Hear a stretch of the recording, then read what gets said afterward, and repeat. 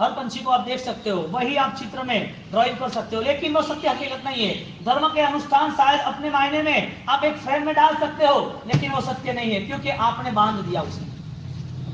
आपने वो धर्म की क्रिया को, धर्म के अनुष्ठान को, धर्म की विचारधारा को आपने बांध दिया, वो भी संयोग के साथ, वो भी आपकी अनुकूलता के साथ, वो भी संसार के साथ। यानी कि जब भी धर्म करने आया तब सौदाबाजी शुरू हो गई, डिमांड शुरू हो गई, ये धर्म है, ये फल मिलना चाहिए, नहीं मिलता छोड़ दो।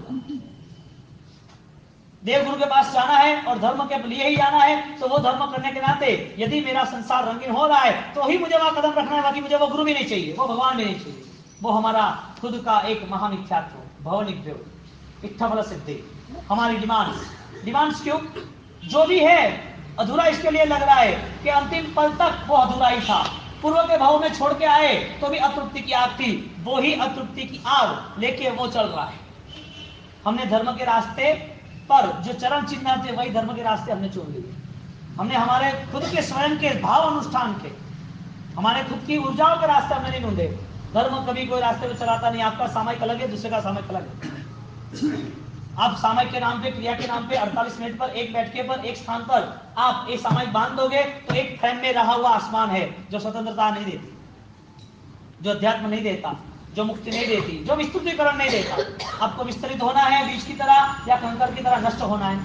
आपकी आराधना भाव श्रद्धा और अध्यात्म के साथ, संकल्प के साथ जुड़नी है कि आपकी भाव यात्रा सिर्फ समय के साथ, स्थल के साथ, सूत्र के साथ वहां मंदिर रहे, एक उपासना मिला, एक मंदिर मिला, एक घंटे का सामयिक मिला, एक घंटे का व्याख्यान मिला, एक प्रतिमा मिला, एक तपस्या मिली, एक चौगाई मिला, बस बात खत्म, कुछ नहीं।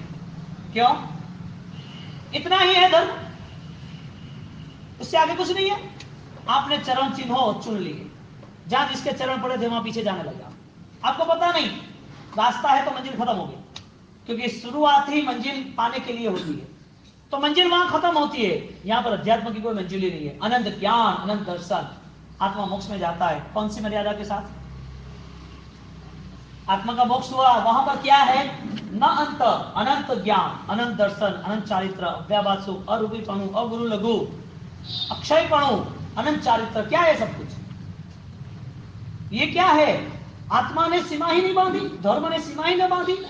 धर्म अत्यंत विस्तृत, जहां पर कुछ रुकता ही नहीं है।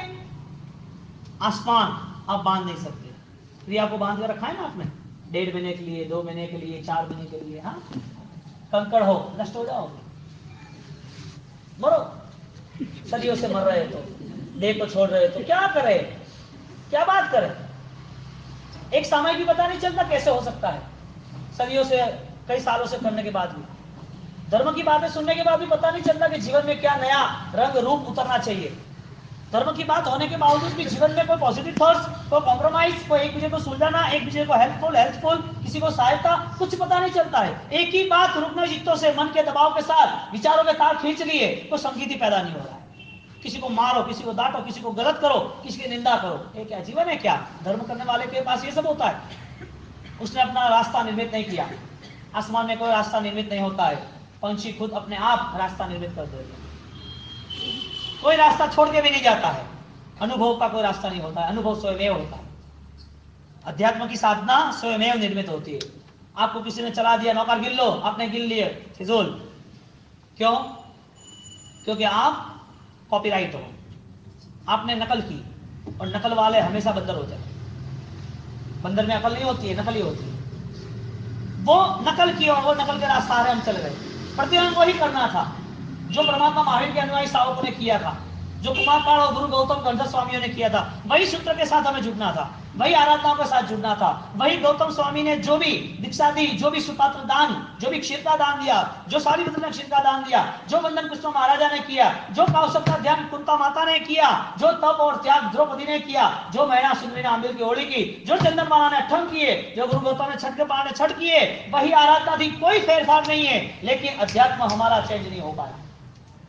हम वो कॉपीराइट, वो फ्रेम में बंधे रहे हैं, वो दायरे में बंधे हुए हैं। हमें वो कुआं ही दिखता है जहां पर वो आसमान इतना ही है, ज्यादा नहीं है। हमें वो 2 महीने दिखते हैं, वो 4 महीने दिखते हैं। हमें वो भविष्य में दिखता है और कुछ नहीं दिखता है। बस हमें इतना करना है। हमें वो मंदिर की एक खमासना, एक पूजा और शायद एक 10 रुपए की नोट दिखती है, आगे कुछ नहीं दिखता है।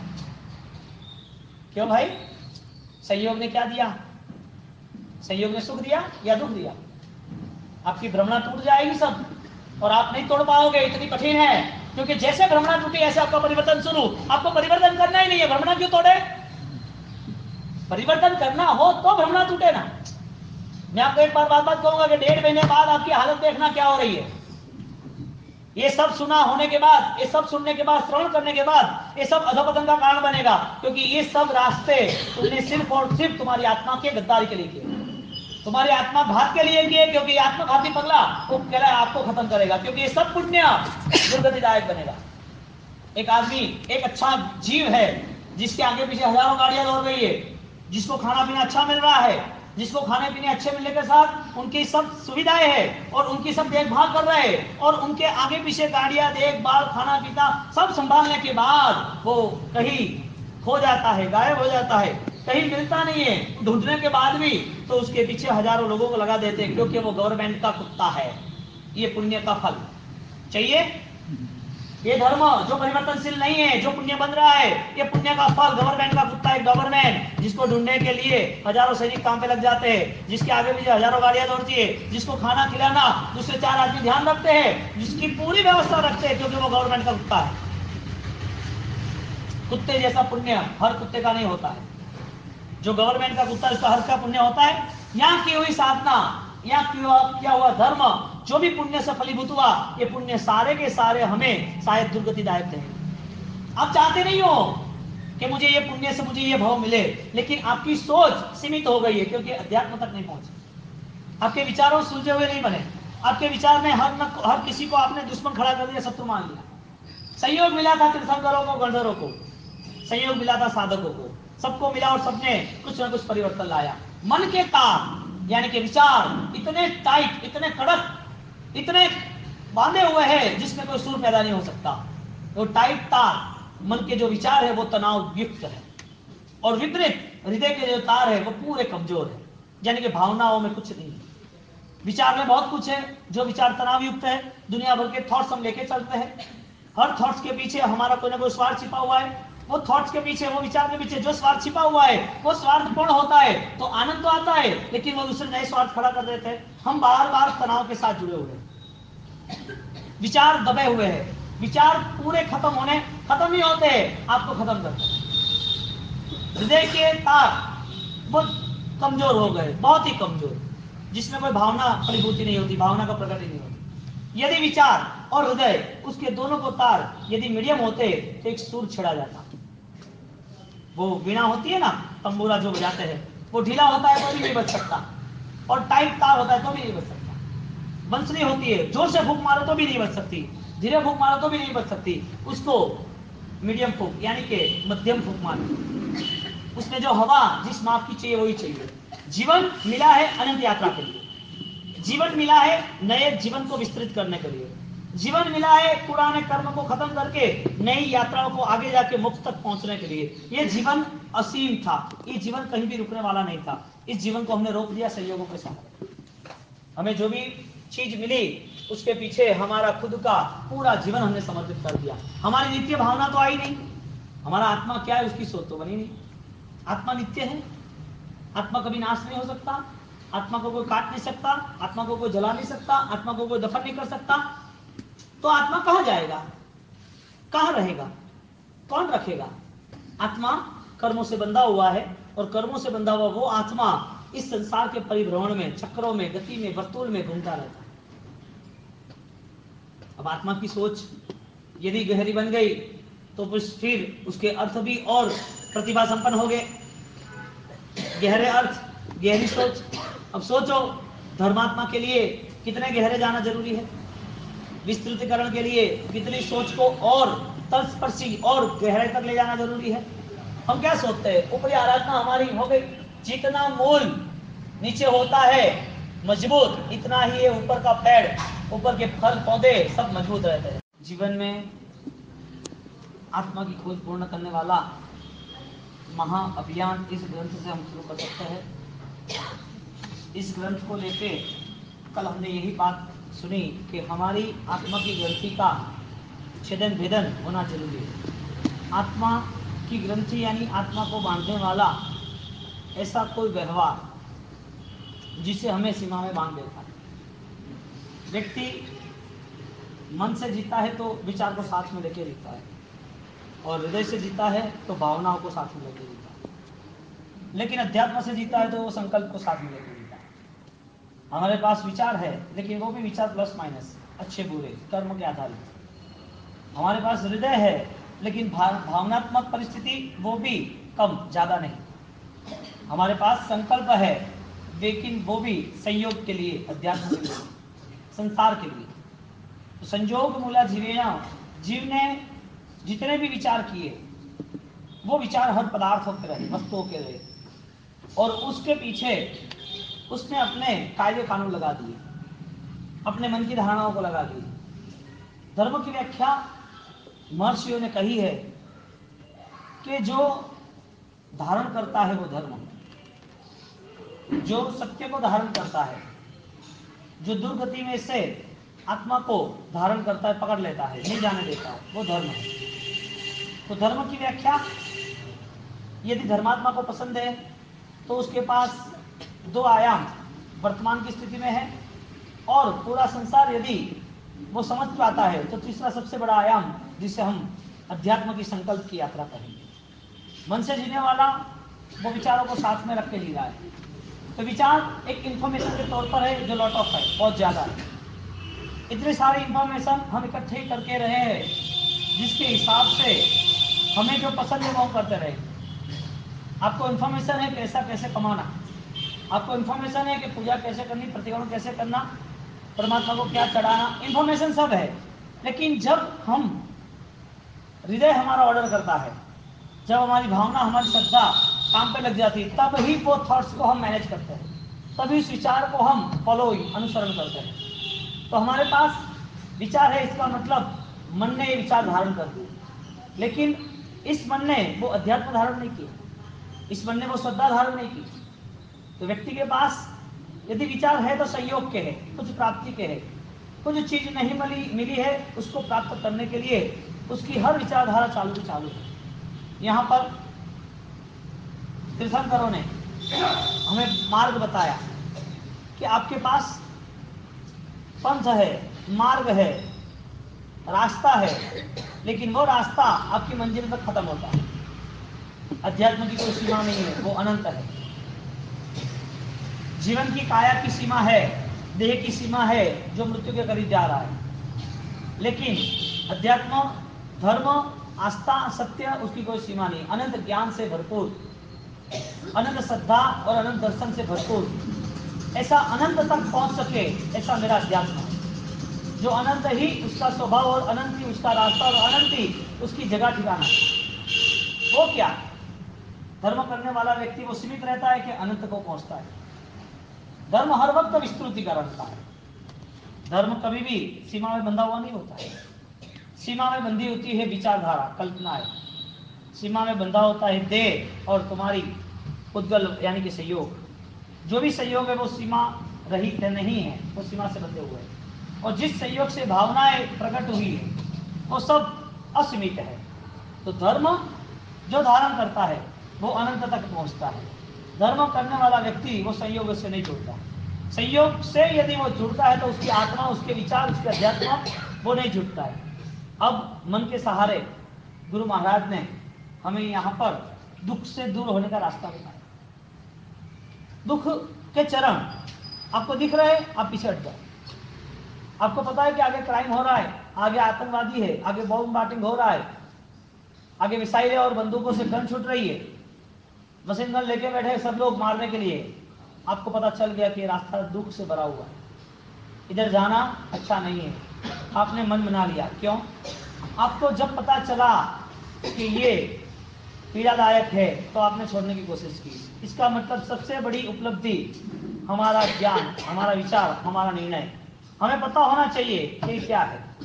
जब तक उसे वो पता नहीं है, वो अनजान है, तब वो उसकी हर प्रवृत्तियों पे वो शायद नुकसान करेगा।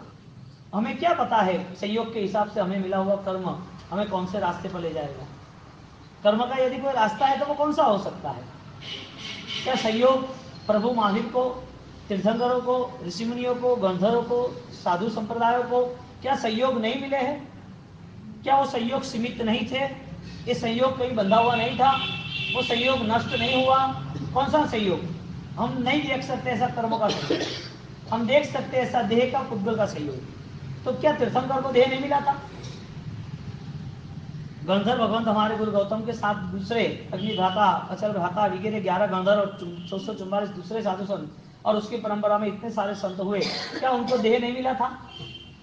उनको परिवार नहीं था? ये देह तो एक पृथ्वी का विभाग है, ये पृथ्वी का हिस्सा है, ये देह यहाँ छोड़ के जाना है। ये संयोग सबको मिला है, लेकिन संयोग के साथ जो विचारों की, भावनाओं की, संकल्पों की एक अध्यात्म यात्रा शुरू होनी चाहिए, वो आविष्कार सबका नहीं, वो प्राप्ति का क्रम सबका नहीं है, क्योंकि उसको फैलाना था, विस्तार करना था। संयोग के माध्यम से उसके अध्यात्म को, उसको विस्तृत करना था। एक बीज विस्तृत नहीं होता है तो क्या होता है? एक वाणी विस्तृत नहीं होता है तो क्या होता है? एक देह का रोग, वो भी विस्तृत हो गया, और विस्तृत होने के बाद पता चला कि ये रोग खतरनाक है। कहने का मतलब, पानी हो तो भी इससे विस्तृत होना पड़ता है, बीज हो तो भी इससे विस्तृत होना पड़ता है। धर्म हो तो धर्म का विस्तरण क्या है? धर्म कोई सीमा में तो बंधा हुआ नहीं, यानी कि धर्म की विस्तृत वृत्ति वो सीमा में कोई बांधता नहीं। सीमा में क्या है? बॉर्डर में क्या है? हर संयोग। संयोग के सहारे कोई धर्म नहीं है, लेकिन संयोग जो सहारा दे रहा है, उस सहारे से हमें अनंत तक पहुंचना है। उस सहारे से हमें टू बी कंटिन्यू, असीमित, कोई भी हमें मर्यादा में नहीं रहना है। हमारी आत्मा है वो बंधी गई है कर्मों के साथ, यानी सीमित बन गई है। तो सीमित किसने बनाया? हमारा जीवन जो है वो कर्मों से बंधा हुआ है। अब हमने जो भी संयोग निर्मित किए, संयोग के पास हम गए, संयोग को इकट्ठा किया, जो भी संसार की सामग्री है वो सब सीमित है, विस्तृत नहीं है। आपका देह, तीर्थंकर का देह, आपकी पौद्गल की सामग्री, दूसरे अन्य साधु श्रमण की चर्या के लिए हुई सामग्री, आपके पास रहा हुआ आपका परिवार, श्रमण परंपरा में रहे हुए हम साधक, ये क्या है सब कुछ? ये जो संयोग है, हाँ या ना? ये संयोग है तो ये संयोग की क्या उपलब्धि? ये संयोग का सहारा लेके कहां जा सकते हैं? क्या एक ही संयोग विचारधारा पर विस्तृत कर सकता है? वही संयोग विचारधारा पर सीमित करके खत्म कर सकता है? देह का संयोग जिसको मिला वो विस्तृतीकरण कैसे हुई? उस देह के साथ उसकी अध्यात्म की विस्तृतीकरण कैसे? वो देह जिस जुड़ा हुआ, फिर भी उसे कोई रास्ता ही नहीं मिला, वो वहीं खत्म हो गया विस्तृत न होने के नाते। तो विचार विस्तृत होना चाहिए, या देह विस्तृत होना चाहिए, पुण्य विस्तृत होना चाहिए, संयोग विस्तृत होना चाहिए। संयोग यानी कि हर कोई चीज जो हमें पसंद है, जिसे हम इकट्ठा करने की, जिसे हम सुरक्षा करने की, जिसे हम संभालने की कोशिश कर रहे हैं बार बार, वो सब संयोग है। और वो संयोग दुखदायी है। वो दुखदायी है, इसके लिए भगवान ने कहा वो दुख देता है, उससे अच्छा है कि वो दुख न दे, इसी तरह इसका उपयोग कर लो। वो दुख के साथ न जुड़े, ऐसा उपयोग उससे कर लो। तो संयोग मिलने के बाद हमारा निर्माण क्या? यानी कि संयोग मिलना वो आवश्यक है, संयोग का उपयोग आवश्यक है। मिला हुआ पैसा वो आपकी जरूरियात है, कि मिला हुआ पैसा उससे पाप न हो, वो आपकी जरूरियात है। मिला हुआ धन, मिला हुआ पैसा, मिला हुआ पुण्य, मिला हुआ जो भी खाने पीने और पहनने की जो भी पुष्कल की सामग्री है, ये जो संसार का जो श्रृंगार सजा हुआ है, और इतना ऐश्वर्य मिलने के बाद वो जितना भी संयोग है, यदि वो संयोग सीमित है, वो संयोग आज नहीं तो कल बूढ़ा होने वाला है, वो संयोग आज नहीं तो कल सिकुड़ के खत्म होने वाला है, वो संयोग के सहारे आपका उपयोग दुर्दायक, दुखदायक, दुर्गतिदायक, दुर्बुद्धिकारक क्या है? संयोग मोक्ष में नहीं है, तब तक रहने वाला है। अब संयोग के साथ रहना कि ना रहना? ऋषियों ने कहा संयोग तुम्हारे साथ रहा हुआ है, तुम संयोग के साथ मत रहना। तुमको संसार में रहना पड़ता है, लेकिन तुमको संसार में रह के रस प्रचुर जीवन वो वहन नहीं करना, क्योंकि मोक्ष अभी नहीं है, वर्तमान नहीं है। मोक्ष का अभी हमारा कोई फिलहाल कोई विचार भी नहीं है। मोक्ष में जाने के लिए हमारी तैयारी होगी तो समय भी साथ नहीं दे रहा है। मोक्ष में जाने के लिए हमारे पास आराधना है, तो वो आराधना भी इतनी बलवत्तर यानी कि शाहीक भाव की नहीं है। तो सब कुछ होने के बावजूद भी यदि मोक्ष निर्मित नहीं हो सकता है, तो मोक्ष का अंश निर्मित हो सकता है। मुक्ति के लिए हमारे प्रथम कदम उठ सकते हैं। मुक्ति की चाहना से वो जीवन में एक महक बार आ सकती है। क्या वो बीज को कंकर बनना है या बीज को विकसित होना है?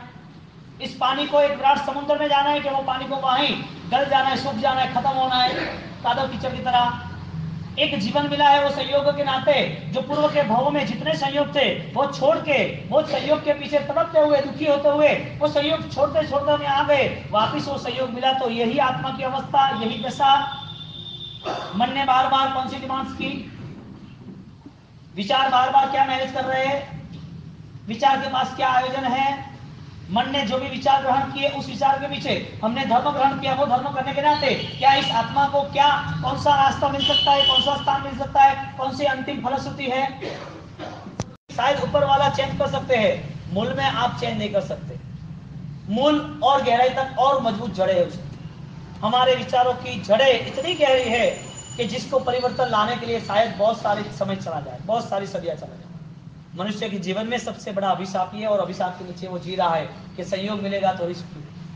देखो आप 1000 साल, 2000, 10,000 साल का इतिहास देखो, मानव जाति ने इतनी हिंसा क्यों की, मानव जाति इतने लड़ाई झगड़ों में एक लोगों इतने सारे रक्तपात क्यों किए, क्या विजय पाना था, विजय की यशोगाथा कौन सी थी। कोई आदमी शायद तलवार से मारता है, बंदूक से मारता है, खंजर से मारता है, कोई आदमी खुद विचारों से मारता है, मरता खुद है, मारता नहीं। दूसरे को मारने की कोशिश, दूसरे के प्रति अशुभ भाव, क्योंकि संयोग के प्रति आकर्षण है इसके लिए। वो व्यक्ति की आत्मा नहीं देखी, वो व्यक्ति का नाम देखा, व्यक्ति का देह देखा, व्यक्ति की इज्जत देखी, व्यक्ति की शान शौकत देखी, व्यक्ति की अच्छाई आप देख नहीं सके, वो सब संयोग थे। और आप भी संयोग से ही जुड़ गए, आप आत्मा से ना जुड़े। अब आपने अपने ही विचारों से आपकी ही हत्या कर दी। सामने वाला व्यक्ति, उसके जीवन में वो कौन सा अच्छा पहलू लेके, कौन से अच्छे मार्ग पे वो चल रहा है वो आपको पता नहीं है, लेकिन आपने तो गलत मार्ग चुन लिया।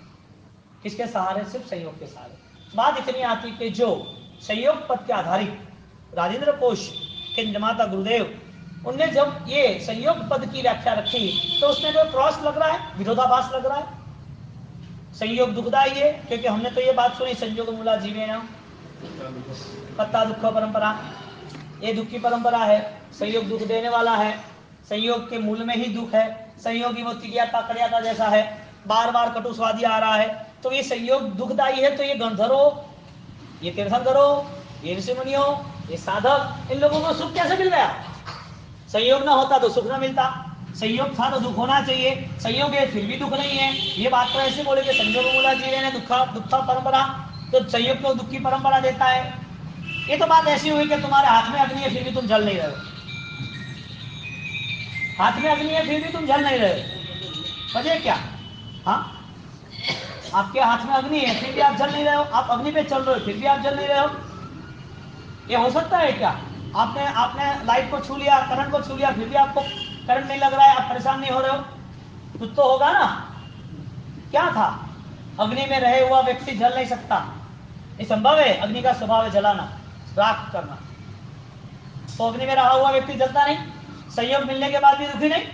संयोग दुख देता है कि सुख देता है? संयोग सुख देता है कि दुख देता है? सुख देता है। आपने मान लिया ना, तो आपने जो मान लिया है वो विचार आप लेके जाओगे या मुझे देके जाओगे? संयोग सुख कैसे देता है? आपके पास यदि वो विचार है कि संयोग दुख नहीं देता है, तो मैं आपको कह रहा हूं कि संयोग मूला जीवे ना पत्ता दुख परंपरा। ज्ञानियों ने तो ये बात बोली कि संयोग दुख देने वाले हैं, तो आपका जवाब आया कि संयोग तो सुख देने वाले, हमारे गणधर, हमारे तीर्थंकर ने सुख दिया है, संयोग सुख देने वाले, ऐसा आपने जवाब दिया। तो मैंने बोला हाँ, संयोग सुख देने वाले, दुख देने वाले संयोग थे, लेकिन उसके विचारों में उसने परिवर्तन कर दिया, तो वो परिवर्तन के नाते सुख मिला कि दुख मिला? तो अभी आगे का तीसरा आंसर, तीसरा स्टेप, कि यदि वो सुख देने वाला है तो आपको सुख मिल रहा है कि दुख मिल रहा है?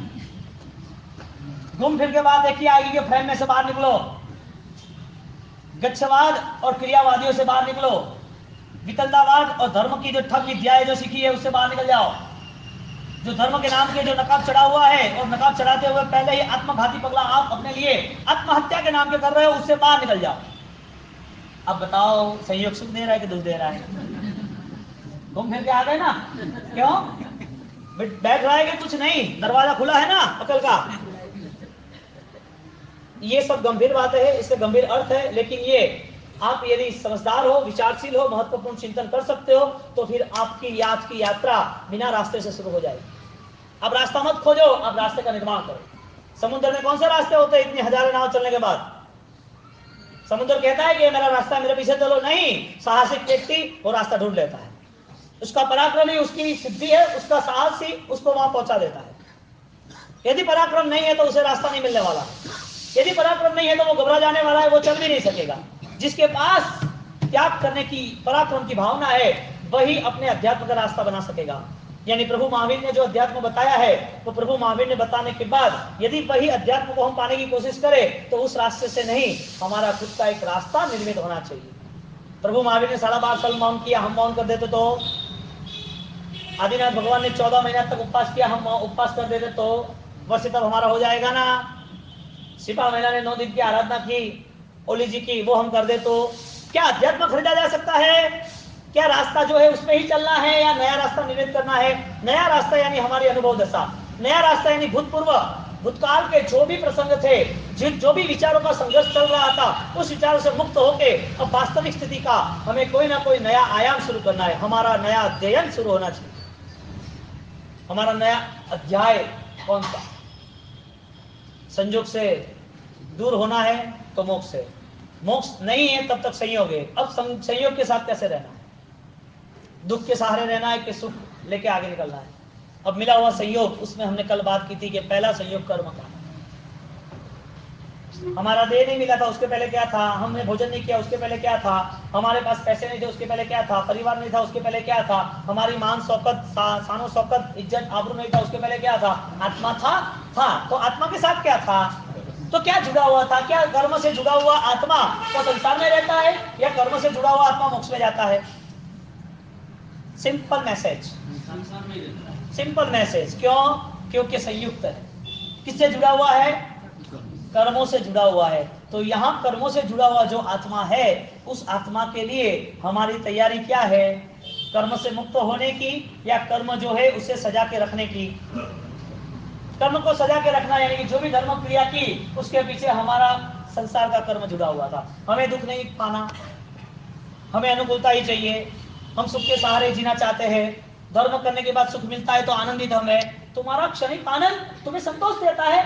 इतनी कमजोर विचारधारा जो क्षणिक है, जो 4 दिन के लिए ही है, आज नहीं तो कल तुमसे छीना जाने वाला है, मृत्यु सब कुछ छीन लेगा। और ये सब कुछ होने के बावजूद भी आप आनंदित हो रहे हो। आत्मा की कोई विचारणा ही नहीं। आपके सामने इतनी घटना बन रही है वियोग की, इतनी घटना बन रही है संयोग दुख देने वालों की, इतनी घटनाएं घटित हो रही है, इतनी परिस्थितियां मिल रही है कि आत्मा नित्य है, उसके बाद भी आप जग न सको, एक कदम भी उठा न सको। उसके पास साहस क्या? जो खुद कमजोर है वो क्या साहस कर पाएगा?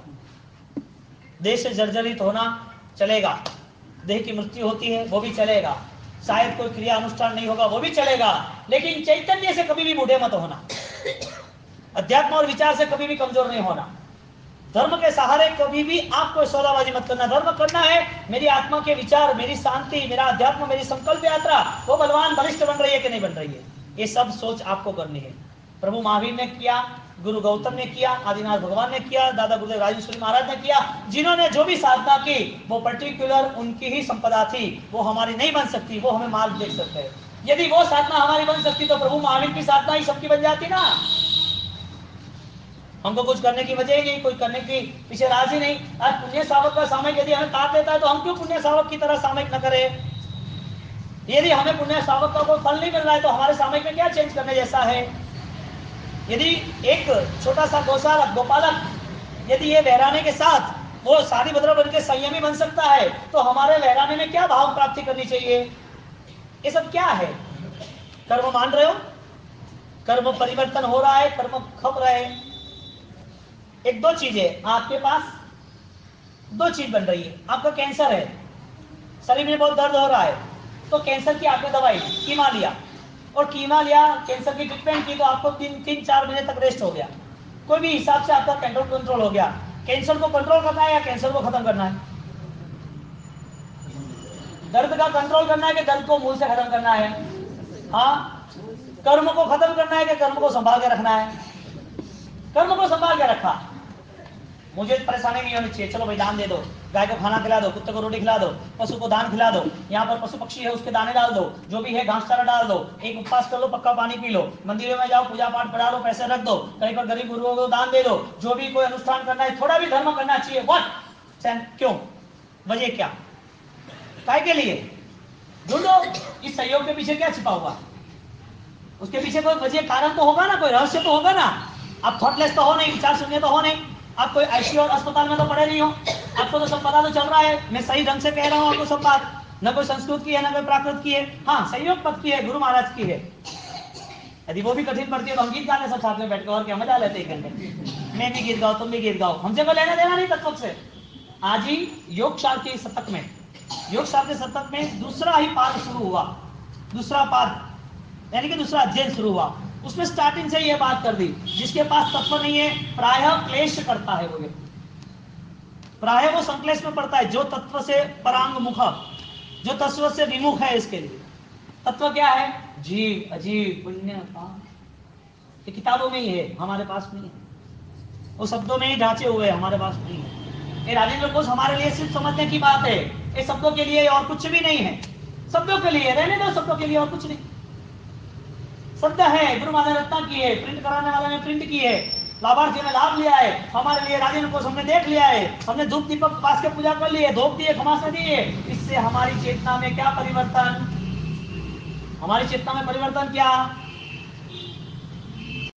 करीब में है मोहनखेड़ा तीर्थ, 100 किलोमीटर की दूरी भी नहीं है, एक ही चाबी एक ही साल घुमाया 2 घंटे में हुआ। ऐसे गुरु महाराज की पुण्य भूमि, ऐसे मालवा के राजा महाराजा आज राजेंद्र सूरी महाराज मिल गए, आप तो धन्य बन गए।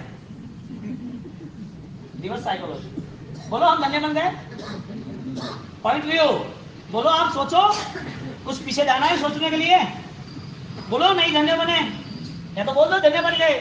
दोस्तों में से एक तो चीज है ना, यदि इस मालवा भूमि को गुरु महाराज ने अपनी जान दे दी है, राजेंद्र कोश तो दिया, चातुर्मास तो दिए, जान दे दिए, इतना बड़ा गौरव इस भूमि को मिला है, इस भूमि के जो भी वीर बनता है, इस भूमि की जो शौर्यता है, इस भूमि में जो पराक्रम है, उसके यशोगाथा, उसके बलिदान चारों ओर गाए जाते हैं, हमारा कोई भी योगदान नहीं है। हम क्या कीड़ों मकोड़ों की तरह जीना चाहते हैं, यूं ही मरना चाहते हैं?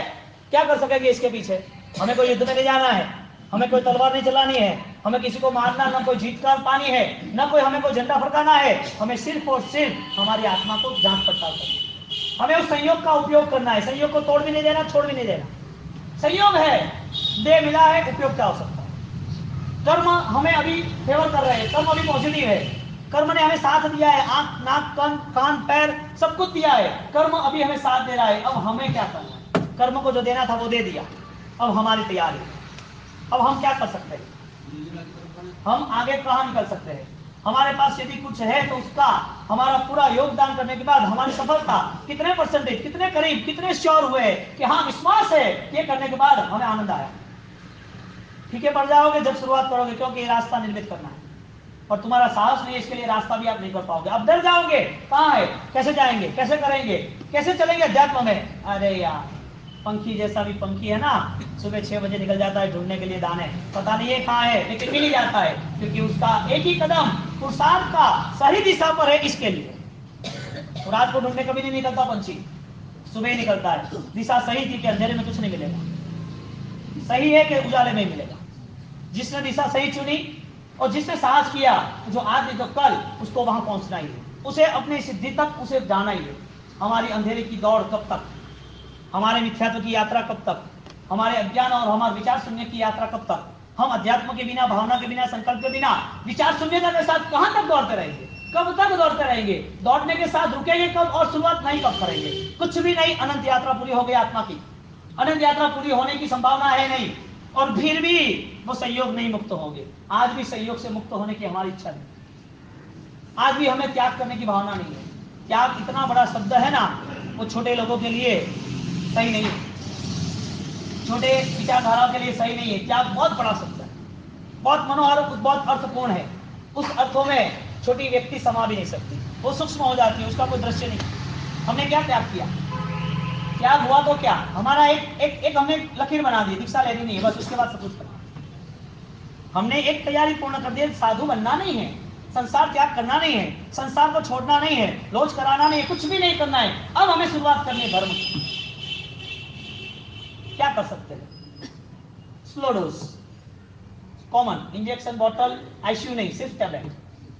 क्या कर सकते हैं? संयोग के सहारे जो संयोग मिला है उसका सदुपयोग क्या? अंधेरे की यात्रा तो नहीं है ना। एक पंछी समझदार है और वो भी दिशाओं तक पहुंच जाता है। आप एक सामयिक करो, उसके बाद देखो क्या अनुभूति है। आपके पास एक पूजा है, भगवान के करीब आने का एक रास्ता है। उनको मिलने के बाद आपके रोम राजी, आपका अंदर का रक्त लहू, वो क्या नृत्य करता है? वो आपके मन के विचारों में परमात्मा के साथ जाते हुए होठ में से गीत निकलते हैं। वो गीतों के साथ आपका मन नाचता है। सिर्फ परमात्मा की प्रतिमा है, लेकिन आपने मान लिया साक्षात भगवान। फिर आपका मिलन शुरू हो गया।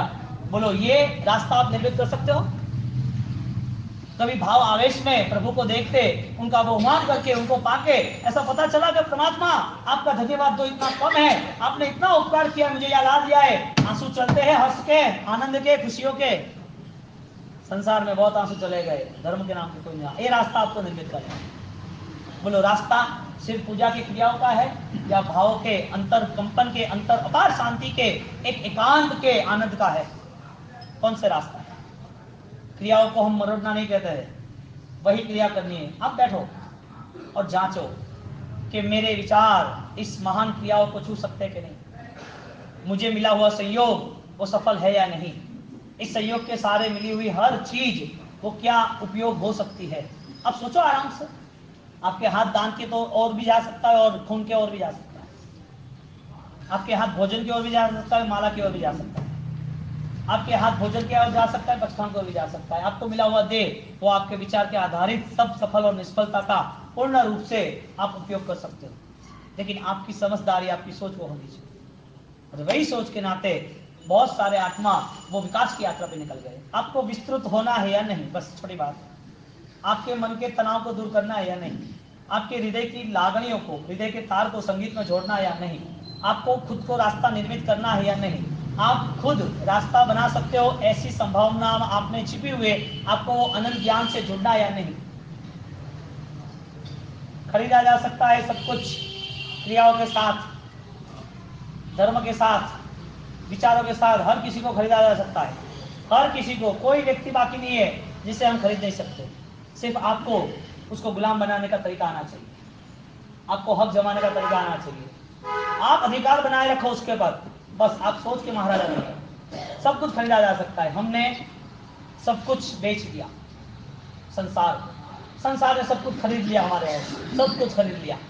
तुझे गुस्सा भी कराऊंगा, तुझे ईर्ष्या भी कराऊंगा, तुझे किसी के प्रति घृणा भी कराऊंगा, निंदा भी कराऊंगा। तुझे मिला हुआ हर संयोग तुझे मिसगाइड होगा, तू इसको मिस करेगा, उस निष्फलता की ओर तुझे ले जाऊंगा और तुझे तड़पता तड़पता हुआ यही संयोग छोड़ के तुझे नरक में ले जाऊंगा, दुर्गति में ले जाऊंगा। आपको खरीद लिया, गुलाम बना दिया। किसने? संसार, संयोगों ने। बोलो, मिला हुआ संयोग वो जंजीर है या मुक्ति है? आप मानते हो वो नहीं है। आप जो मानते हो वो आपकी क्रिया, आपके अनुष्ठान के भाव भी नहीं है, क्योंकि आप तैयारी करने के लिए तैयार भी नहीं। आपकी कोशिश भी नाकामयाब है, कोशिश करनी ही नहीं है। एक सामयिक करते वक्त शुद्ध भी सामयिक, अच्छी भी सामयिक, सत्व वाली, सत्य वाली, वो सत्व और सत्य से हुई सामयिक, वो शायद आपको एक पुण्य श्रावक का अंश दिला सके। बस विचारों के स्तर पर आगे बढ़ो। आज सुबह उपधान सूत्र, वहान सूत्र, उसकी व्याख्या दूसरे भाग में राजेंद्र कोश में हुई, तो उसने उद्दान सूत्र लिखा है, उद्दान तप नहीं लिखा था। सूत्र भी एक तप ही है, ज्ञान वगैरह विशिष्ट तप है, इसके तौर कोई तप नहीं। तो 48 घंटे तक गुरु निष्ठा पाने वाला व्यक्ति वो कितना अच्छा विचारक बन सकता है 48 दिनों तक, क्योंकि 48 घंटे में एक ही टाइम भोजन बताया। क्यों? इतनी सारी क्रिया अनुष्ठानों के बाद 100 इधर 300 खमासने, इतनी माला, इतना पढ़िलेन, देववंदन, ये सब कुछ करने के बाद गुरु निष्ठा में उसको क्या पाना है? निस्सी आए बत्थेन वंदामी इच्छामी खमा समणो मंदियों जामणिक जाए निस्सी आए। मैं टोटल संसार का त्याग करने के बाद, निषेध करने के बाद आपको शरण में, आपकी शरण में मस्तक रख रहा हूं। क्यों रख रहा है भाई? मस्तक रखने की वजह क्या है? गुरु आपके चरण से मुझे कोई अनुभूति मिलेगी, इस संसार के संयोग आपने छोड़े हैं, त्याग किए, मुझे वो ज्ञान चाहिए। वो ज्ञान के बाद वो अनुभूति पाने की मैं पूर्ण रूप से पुरुषार्थ करूंगा। और फिर आप निर्णय करो। 48 दिन तक, 35 दिन तक, 28 दिन तक उपदान करने वाला व्यक्ति क्या लेके आता है? न एक सामयिक लेके आता है, न प्रतिवन लेता है, न पक्का पानी पीने की कोई सोच आती है, न 2-5 प्रतिवन सीख के आता है, न सीखने की कोशिश है, नहीं याद रहे, क्षण भिन्न है, चलो याद ना रहे तो चलेगा, फिर भी कोशिश ही नहीं है। तो इतने सारे उद्यान होने के बाद हर घर में 1-2 प्रतिदिन 5 प्रतिदिन वाले लड़के लड़कियां नहीं हो सकती।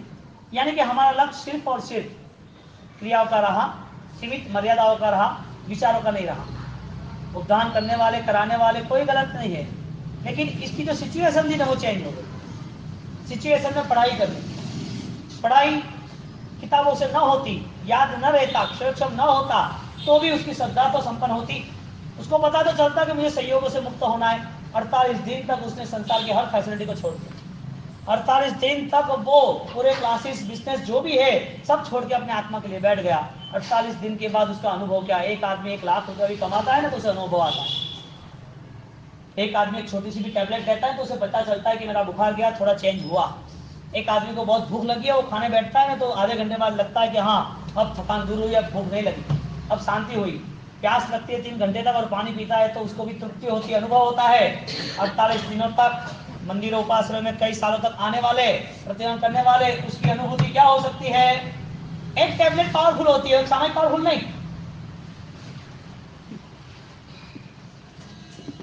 यानी कि जो देह का स्वभाव है उसको पूर्ति मिल जाती है।